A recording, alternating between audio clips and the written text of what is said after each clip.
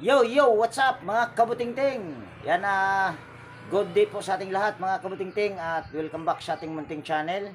Yan andito tayo ngayon sa Barangay Biasong, sakop ito ng Libagon, Southern Leyte at mayroon tayo ditong gagawing electric pan lang. 16 inches floor pan na industrial pan. So, bago ko ito umpisahan mga kabutingting ay disclaimer lang. Lahat po ng video na ina-upload ko sa aking YouTube channel ay based lang po sa aking experience at hindi ako dito nagmamagaling. So ito ay umpisa na natin. So ayan mga kabutingting, ito yung 16 inches floor fan or 16 inches industrial floor fan. So ito mga kabutingting ay hindi ko alam kung anong problema nito. At ito ay made in China yata ito. Ayan. Ayan nga, malaking made in China. Ayan 16 inches industrial floor fan. So, mayroon akong napansin dito mga kabutingting na ito, ano siya, mga puro dugtong-dugtong. Yan, naka electrical tape. Ito naman ay nakalagay na packing tape or tape. So, una lang na siguro natin gagawin ito. Dahil pag mayroon kasing mga ganyan, dito tayo sa power cord. Yan, power cord tayo maguna. At ayusin ko lang yung aking tripod para makita nyo. So yan, bali una lang natin gagawin ito dahil may dugtong-dugtong yung mga wire. Ang una lang natin gagawin ay tanggalin pala muna natin tong screen. Para hindi tayo mahirapan sa pagtanggal ng tornilyo sa sa switch para matester natin yung cord. Nako, nakatali pala ito. Ayan putulin na muna natin yan. Mamaya na lang natin yan diskartihan. Iyon. Puro tali-tali na.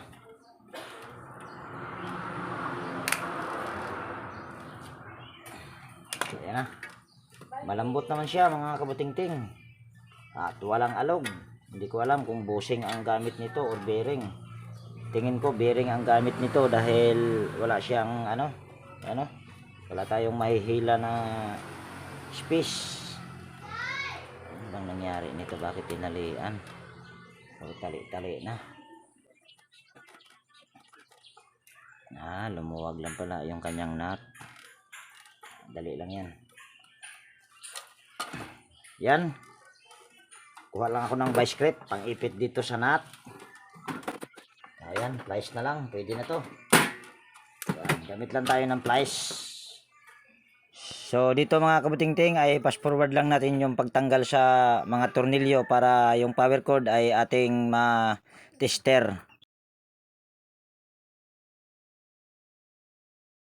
Kung napansin nyo ay hindi ko muna siya tinester kung ito ba may power o wala, pero automatic yan mga kabutingting. Pagka ito ay kinatignan sa may-ari, isa lang yan, ito ay sira. So ibig sabihin pag sira hindi gumagana. Yan, tagalin lang natin ito. Yan, tapos ito yung power cord, puti at saka kulay black. Ayun na. Salamat, pasensya na ha. Ayan. So ito na yung power cord mga kabutingting. Puti at saka black. Kuha pala muna ako ng tester.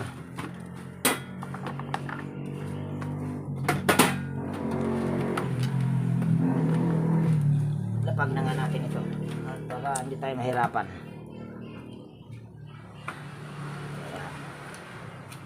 Tester natin.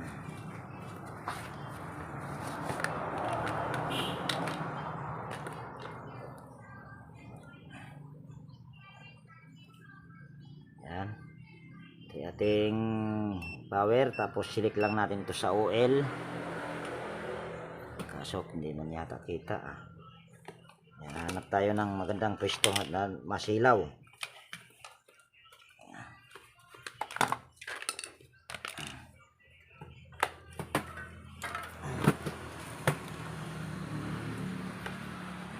Ayun, kitang kita sa mata.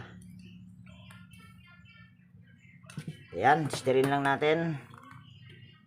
So ito yung common, yung puti at saka kulay black.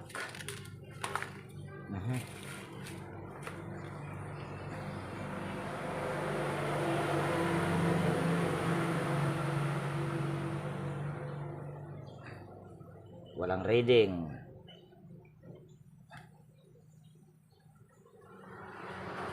Wala. Kabila. Wala din. Pero saan na ba yung side cutter ko? Tanggalin muna natin ito. Ang kanyang cross and wire connector.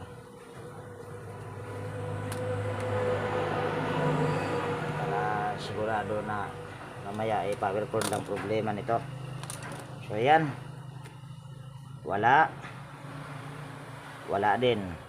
Dito tayo sa kabila. Ayun, meron dito sa kabila. Dito sa kabila wala. So dito tayo sa black. Yung kulay puti, merong meron tayong na reading. So pwedeng power cord nga lang ang problema nito, mga kabutingting. Ito, wala tayong nare-reading dito. Yan. Yan dito. So gagawin natin ito. Pwedeng yan lang ang problema. Ayusin ko muna yung aking gamit. At bababa ko lang yung aking tester ulit. At bakit ba tester? Yung ano pala, bababa ko lang yung aking tripod. Ayan. So ito yung power cord, yan o, ito, yung kulay puti tsaka itim. Uulitin ko lang dahil para yatang para sigurado ba na kitang kita. Para walang daya. Ito yung power cord. Yan. Tingnan natin. Ito wala. Wala. Lipat natin sa kabila. Ito lang ang mayroon kanina. Ayan, mayroon tayong nare-reading. Dito sa itim ay wala. Ayan o. Ayan, sa itim wala. Di ba? Pwedeng power cord lang problema nito. At tatanong ko lang sa may-ari, baka mayroon silang available na power cord para hindi ito dugtong-dugtong. Kasi pag mga ganitong klaseng power cord, mga kabutingting, sa pagkakaalam ko, ito ay hindi tanso ang laman. Ewan ko lang kung ako ay nagkamali. Para makita natin, buksan natin ito. Basta may dugtong-dugtong, ayun, sabi ko na nga ba, tanggal. Baka ito nga siguro problema. Try lang natin. Kaya pala mayroon siyang ayan o. O, di ba? Try lang natin. Try lang natin tester. Yan. Tapos dito sa itim, ayun, mayroon. So ibig sabihin, ito lang pala ang may problema, hindi power cord. Sunod, baka ito lang ang problema natin. Ito lang yung problema niya. Buti nabuksan. Kung nagkataon, maghalongkat pa ako dyan. Tingnan natin kung ito ba ay tanso. Pagkakaalam ko kasi pag mga ganito, ewan ko lang kung tama ba ako o mali. Pwede itong hindi tanso. Tingin ko para yatang tanso. Para yatang nagkamali yata ako.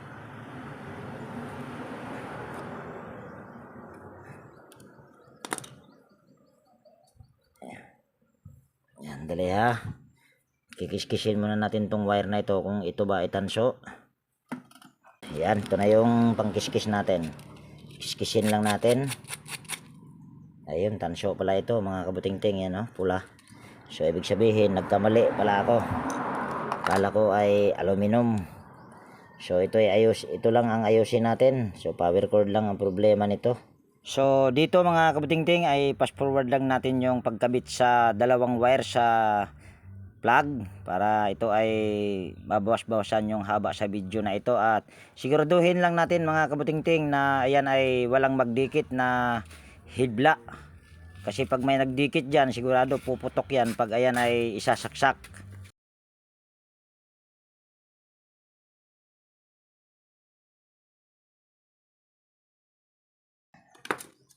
So ayan, At dito sa pagbalik sa close-in wire connector mga kabutingting ay fast forward lang natin. Ayan naman ay pwedeng magkabaliktaran. Wag mo lang ipagsama yung dalawang linya galing sa power cord. Tapos ganyan lang natin. At kailangan nating higpitan yung kanyang nut. Dahil ayan dapat nakaganyan dapat yan. Ayusin lang natin yan. Pandarin muna natin. Yan, saksak ko lang dito yung power cord. At pindutin lang natin sa hirap ayan. Yan, pindutin lang natin sa number 1. Ayan. Tapos saksak ko lang dito yung power cord. At siguro kung walang problema ay aandar na agad yan. Ayan. Andar siya kaagad. Tapos lagay natin sa number 2.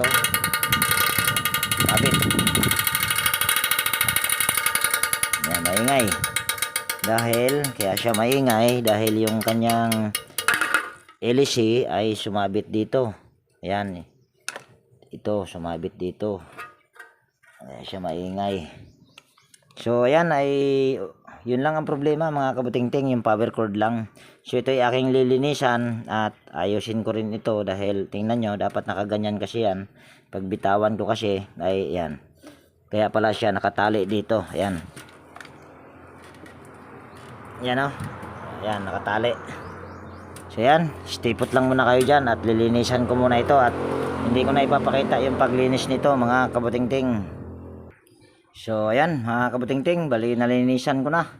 At pasensya na kung hindi ko na ipinakita at ganun din yung pag-assemble. Basta ang naging problema lang nitong electric fan na ito mga kabutingting ay ito lang yung nasa plug, natanggal yung isang yung isang nakakabit sa tornilyo.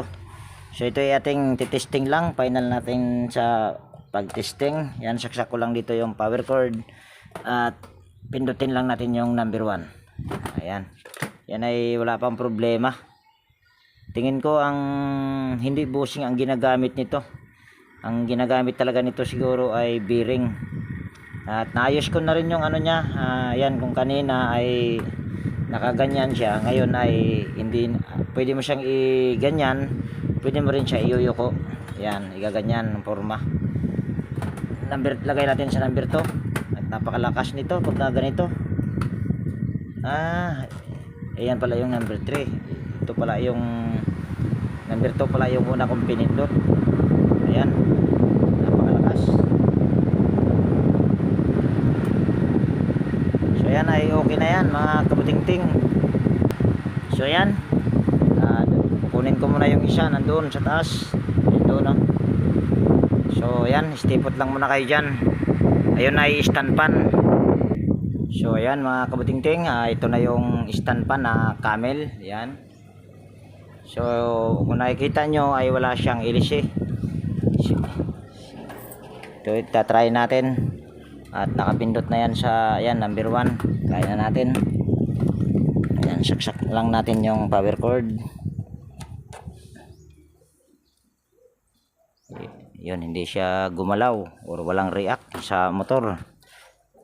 Wala nga, walang kahit ugong ay wala. Yan ay naka number 2. Lagay natin sa number 3.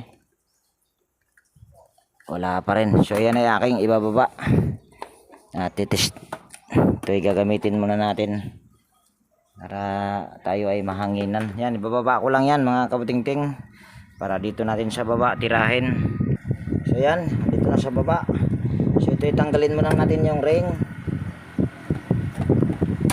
Makita natin yung ihi kung ito ba ay masikip or maluwag. Tapos ikutin lang natin para yatang hindi umikot. Ayun,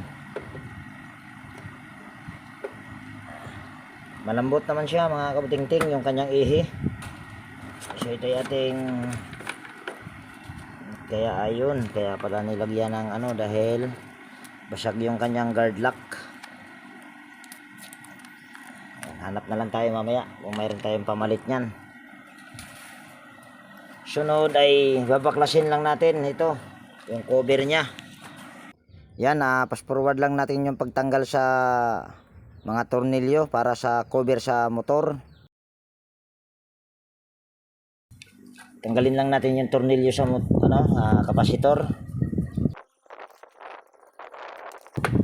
Tanggalin muna natin yung knob. Tapos tanggalin lang natin yung tornilyo. Baklasin natin lahat ito dahil wala itong power. So dito mga kabutingting ay fast forward lang natin yung pagtanggal sa mga tornilyo. At shout out ko lang yung aking mga kaibigan sa YT, Tele Teacher, Maying Tech PH Official, Ate Mers, Pilam Country Living. Tapos angat lang natin to. Check natin yung kung ito ba ay may groove. Wala naman siya, okay dito sa likod. Iwan ko lang dito sa harap. Tanggalin lang natin itong C-clip. Sunod, dilihain lang natin yung shafting para makita natin kung yung bushing ay okay pa. At dito mga kabutingting ay fast forward lang ulit natin yung pagliha sa shafting. Kailangan mo kasi siyang lihain para hindi magasgasan yung bushing kung sakaling ito ay okay pa. So ayan, nalihan na natin. Tapos bago natin yan hugutin sa kanyang bushing ay lagyan lang natin ng langis. Saka natin hugutin. Purpose lang nito kung bakit ko siya niliha ay para makita kung bushing nito ay okay pa. Yan. At kung nakikita nyo ay napakaganda pa ng shafting. So pag okay pa ang shafting nito, mahalata mo naman dito sa kanyang rotor ay wala siyang halos gasgas. So ito ay aking lilinisan lang at lalagyan ng langis yung kanyang foam. Yan. Tapos ganun din yung kabila. Gamit lang tayo ng flat screw, pansungkit. Dito mga kabutingting, pag nagbaklas ka ng motor, kailangan lang ay dahan-dahanin mo na wala kang mapatid na isang hibla or magasgasan man lang. Yan, langisan din natin yung kanyang foam. Sayang langis.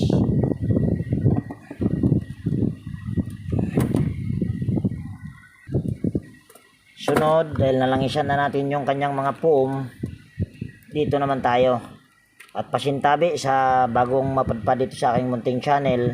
Ako po ay hindi naglalagay ng thermal fuse. Nasa inyo kung gagayahin nyo to or hindi. Yan, babaklasin lang natin ito. Tatanggalin natin yung kanyang thermal fuse. At kung napansin nyo ay hindi ko ginalaw yung kanyang kanyang power cord. Hindi katulad dito sa una kong ginawa dito na yung power cord ang inuna ko dahil may ako nakitang yan mga naka-electrical tape. Ganun ako pagka may nakita akong electrical tape sa mga power cord. So sa power cord ako naguna. Ito kasi ay wala. Ayan, kung nakikita nyo, ayan, wala siyang halos dugtong. Kaya didiretso tayo dito sa kanyang fuse. Yan, tanggalin lang natin ito.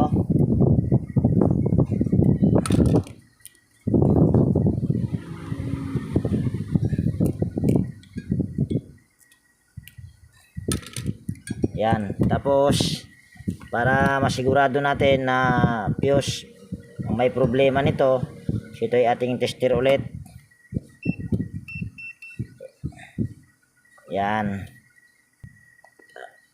Ayan, kitang-kita sa mata. So ito yung fuse. So wala tayong nare-reading. So ibig sabihin fuse nga ang problema nito. At putulin na rin natin tong kapasitor para matester natin kung ito ba ay okay pa.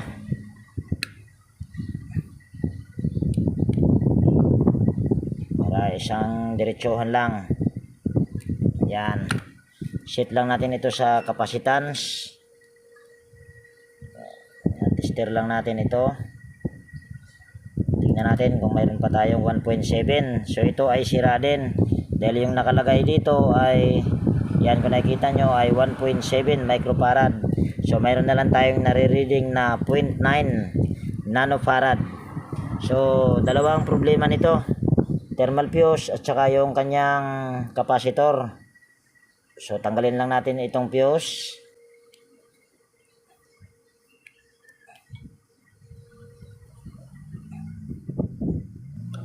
Yan. Tapos pagsama lang natin ito. Yan. So ito yung thermal fuse. Nakabalot kasi ito mga kabutingting. Kaso hindi matanggal. Basta yan yung dito. Ayan yung thermal fuse. So tester natin ito kung mayroon na ba tayong marireading. Lagay lang natin sa UL.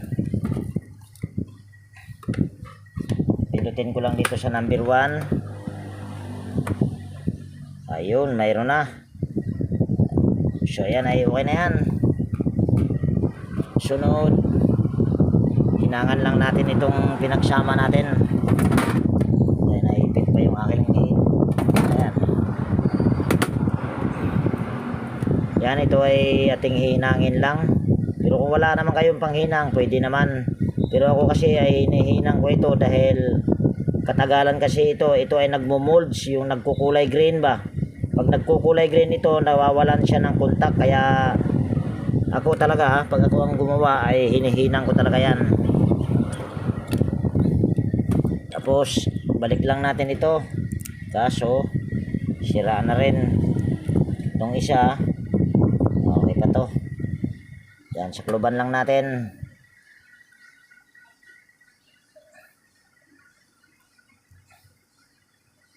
Ayan, ito ayusin lang natin at siguraduhin natin na walang hibla na nakapasok dito kasi yan, kung nakikita nyo, mayroon siyang cooler fan or air spacer, tawag niyan, spacer. Nagkabulol-bulol na. So ito ilagyan lang natin ang cable tie. Pero kung wala naman kayong cable tie, mas maganda ang tali kaysa tali na cable tie ang gagamitin. Yun kasing tali talaga, yung katulad nitong tali or yung tali sa washing machine, yun ang kalimitan na ginagamit ko. Kaso pampatagal kasi yun, pero yun ang matibay para sa akin ha. Ito kasing cable tie ay para lang ito sa pang madalian na trabaho at hindi siya pangitignan. So putulin lang natin yan, tapos kunwari pagpagan muna natin. Ano yan? So pwede na natin tong i-assemble dahil ito naman ay nilangisan na natin yung kanyang magkabilang foam. Tapos langisan din natin yung kanyang shafting magkabilaan. Ayan. Kala ko wala na.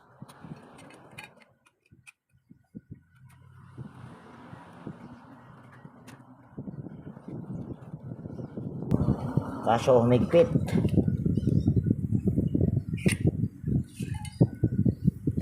Bagyan nating lihain yung kanyang shafting. Yan. Tapos punasan muna natin. Yan.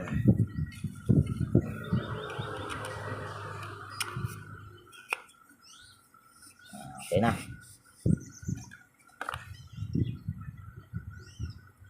Yan na, mukhang paubos na yung langis natin. Wala nang tumagas. Laki kasi ng butas nitong ito, laki ng butas. Kaya mabilis na ubos yung ating langis. Para yatang wala nang tumagas ang kagwang. Importante, nabasa ng konti. Yan. Simbol lang natin. Tapos balik na natin yung kanyang mga tornilyo. So dito mga kabutingting, pagbalik sa mga tornilyo or pag-assemble ay fast forward lang natin dahil ito ay makakadalawang baklas ako niyan.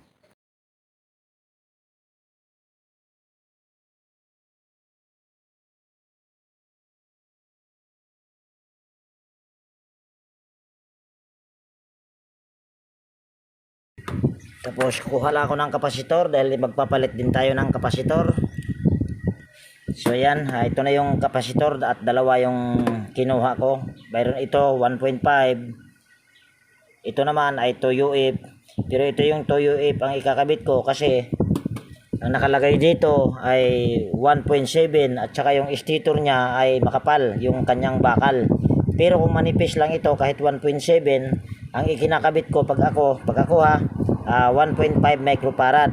So ito dahil makapal, so gagamitin ko ito ay Toyo If dahil wala rin kasi akong 1.7. Kung mayroon lang akong 1.7, so 1.7 yung gagamitin ko. So dahil wala, so Toyo If. Kung bababa kasi ako, hihina yon dahil 1.7 yung nakalagay. At pwede naman ito sa Toyo If dahil makapal naman yung kanyang pinakabakal niya, pinaka-core. So lagyan lang natin ng soldering lead yung kanyang terminal ng capacitor, yung dalawa. Tapos ganon din yung wire na ikakabit natin dito. So dito mga kabutingting ay fast forward lang natin yung paglagay sa soldering lead sa bawat terminal ng capacitor at ganon din yung paglagay ng lead sa dalawang wire. So yan na, nakahinang na. Tapos tornilyo lang natin yung capacitor. Yan, fast forward lang natin dito sa pagtornilyo sa capacitor. So ito lilinisan ko lang yung kanyang ito. At ganon din yan, lilinisan ko muna bago natin paandarin. At manghihiram muna ako ng LC dahil wala itong LC. Mayroon naman silang LC dito na ginagamit. So hihiramin muna natin dahil nagkausap na rin kami ng may-ari nito na sila na lang daw yung magbibili ng LC dahil hindi ko naman to alam kung may LC ba ito wala o wala. Dahil sinabi lang nila sa akin na magpa-home service. So dahil wala naman din akong LC kasi or puhunan na malaki. Yan, stipot lang muna kayo dyan at lilinisan ko muna yung screen. So ayan mga kabutingting, nilinis ko na yung kanyang mga LC at ganon din ito. So ito ay ating itutornilyo na. Kaso isa lang yung itutornilyo natin dito. Yan. Dahil mamaya ko na sagutin yung dahil. Ihigpitan lang muna natin ito. Yan. Dahil sira yung kanyang guard lock ito. Yan, sira. Kung nakikita nyo ay biyak. So yung screen ay binutasan ko na. Yan, binutasan ko na. Yan, kung nakikita nyo, ayan, may butas na. So hindi ko na lang ipinakita sa inyo yung pagbutas niyan. Ang ginamit ko lang diyan ay concrete nail at sinukat ko lang yung ito, yung kanyang itong cover sa pangharap. So ito ay isasama na natin sa pagtornilyo. Yan, kung sabaga para-paraan lang. Yan, isama na natin sa pagtornilyo. Meron akong upload diyan sa short video kung pagka ganito na pagbutas, kadali lang naman. Paano pagbutas niyan para matapat sa butas at maisama sa pagtornilyo. So ayan, mas matibay pa yan mga kabutingting kasi sa guard lock. At humiram na rin ako dito ng kanyang LC. Yan.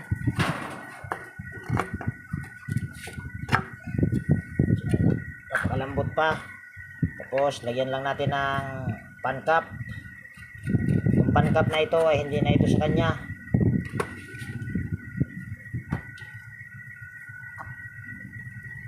Yan, kabit lang natin yung cover na pangharap.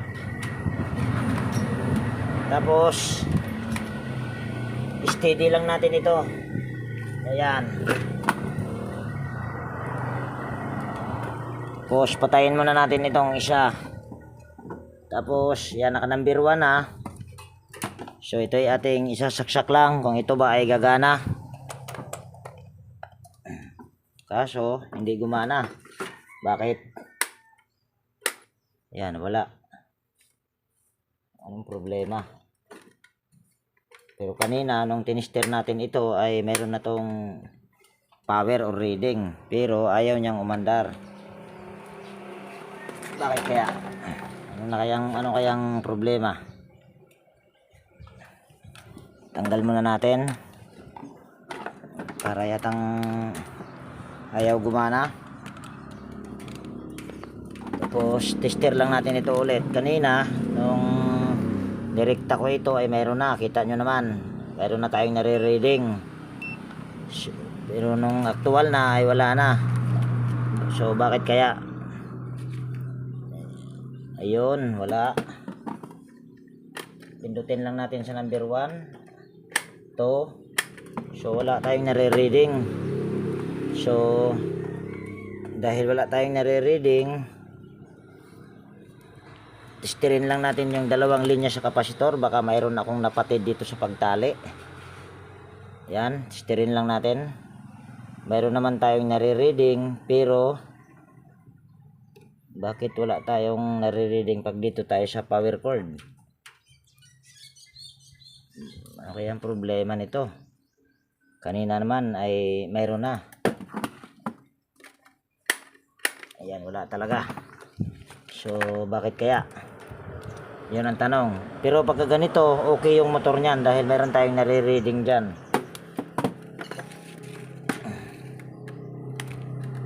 Yan.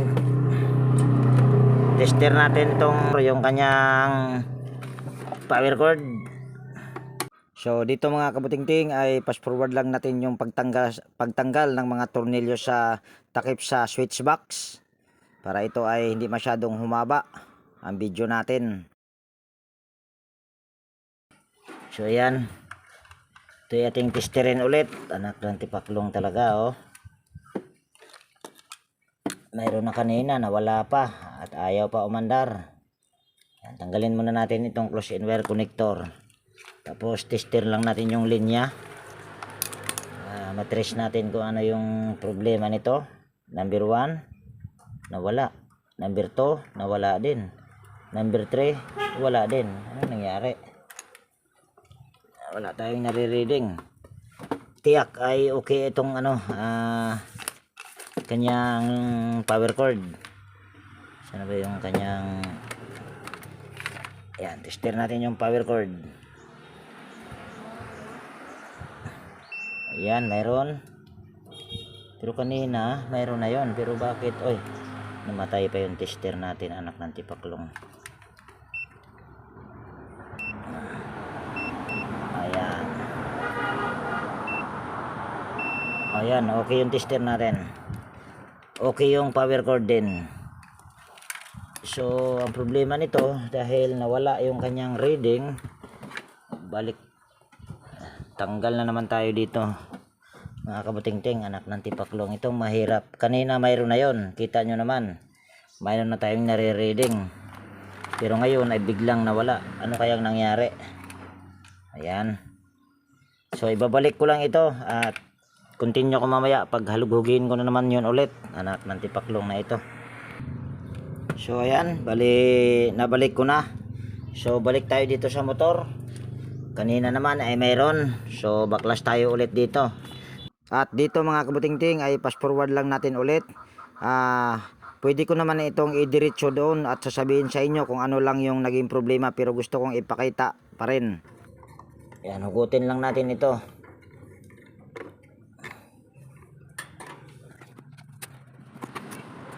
Pero ito mga kabutingting ay natitiyak kung buo ang motor nito dahil yung dalawang linya sa kapasitor ay mayroon tayong nare-reading. Pinagtataka ko lang kung bakit ayaw niyang gumana. Kanina naman ay mayroon na tayong nare-reading. Yan, putulin lang natin tong ano. Tapos tingnan lang natin. Yan, okay naman ito. Ngayon itong itong nakakabit sa kulay itim, yung nakasama dyan ay kulay puti yan. So tingnan lang natin dito, at yung puti na yan ay nakasaksak yan dito sa isang linya sa power cord. So ganito ang pag-test nyan, kung baka mamaya ay itong wire sa kulay puti ay walang sablay. Hirap ah. Ayan. Ayan, so hindi rin makita yung tester. Ayan. Tapos on lang natin, tapos select natin sa OL. Tapos hanapin lang natin. Pwede naman ditong ganyan lang natin, yung dalawa. Basta yung isang linya nito ay ganyan na nga lang. Hirap pa. Hanapin, oy, mamatay naman yung aking tester. Anak ng tipaklong kang tester ka. Yan, naka-OL yan. So ito ay ating titignan. Wala tayong nare-reading. Lipat natin ito dito sa kabila. Pag wala tayong nare-reading, ibig sabihin yung kulay puti ang may problema nito. Ayan, mayroon. O yan. Kaso namatay naman din yung aking tester. Battery na naman to. Ayun, mayroon. Kaso namamatay yung aking tester. Ayusin lang natin ito sa pag ano. Ayan. Ayusin lang natin ito sa hinang. Baka hindi naayos to sa paghinang. Kaya siya wala tayong nare-reading. Anak ka ng tipaklong. Pero kanina kung nakikita nyo, mayroon naman. Mayroon na tayong nare-reading. Kaso yung pag-aktual na ay wala na. On lang natin ito ulit. Select natin sa OL. Pindutin ko lang sa number 1. Tapos tester natin kung mayroon na ba tayong makukuhang. Ayun, mayroon na. Kaso namamatay yung ating tester. Pero nakita nyo naman ay mayroon na. So balik na naman ito sa, baka hindi lang naayos ba. Kaya ayaw niyang gumana. Sayang yung cable tie ah. Yan, ito ilalagyan lang natin ng cable tie ulit. Mahirap pagka ganitong pabalik-balik na trabaho mga kabuting-ting. Pero kailangan dito ay pasensya. Kasi kung wala kang pasensya nito, mabubugnot ka. Sa halip na magagawa mo ay wala na. Hindi mo magagawa.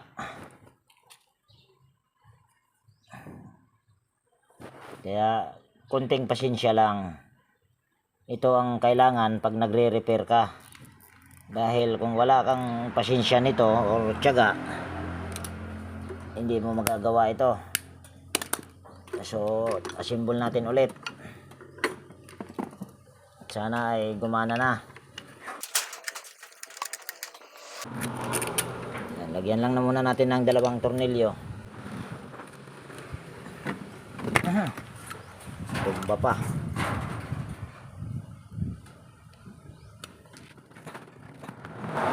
Pupukin lang natin dito bahagya para ma-align. Tapos dahil naka number 1 na, so saksak ko lang dito yung power cord. Yan, saksak ko lang dito yung power cord. At tignan nyo yung LC kung umandar na ba. Ganun pa rin. Bakit? Tester ko kaya ang may problema o nagkalitsi-litsi na yung aking tester. At mayroon naman tayong nare-reading. Wala man lang siyang react sa kanyang motor. Walang kahit ugong. Ano bang nangyari dito? Mukhang sumasablay yata ako dito mga kabuting-ting. So yan mga kabuting-ting, backlash na tayo ulit dito dahil kung nakita nyo ay ayaw na naman umandar. So hindi ko na ipapakita kung paano ko to ayusin. Kwento ko na lang sa inyo kung bakit siya ayaw niyang gumana. Mayroon naman tayong nare-reading. Yan, stipot lang muna kayo dyan. At medyo nahirapan ako dito i-troubleshoot. So ayan mga kabuting-ting, medyo nahirapan talaga ako dito sa isang electric fan na ito.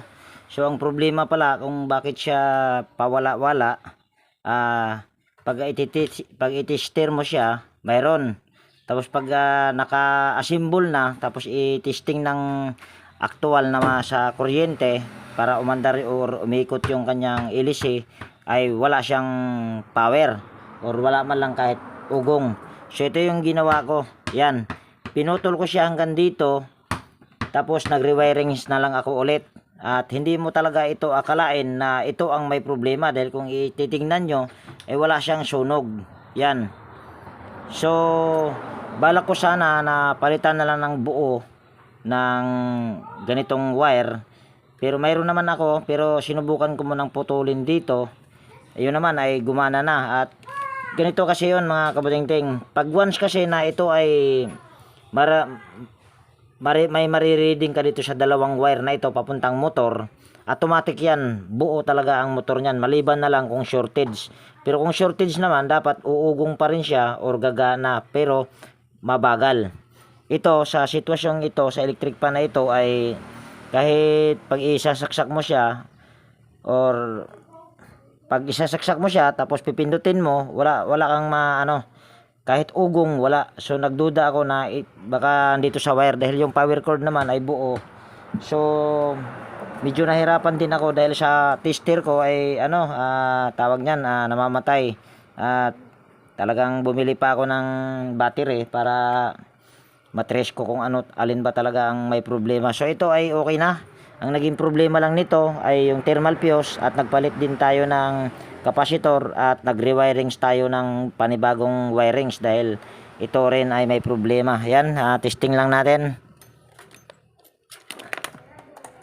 Yan kung nakikita nyo ay gumagana. Yan ay number 1 pa lang. Tapos number 2, number 3. Ayan ay okay na. Ayan naka number 3 yan.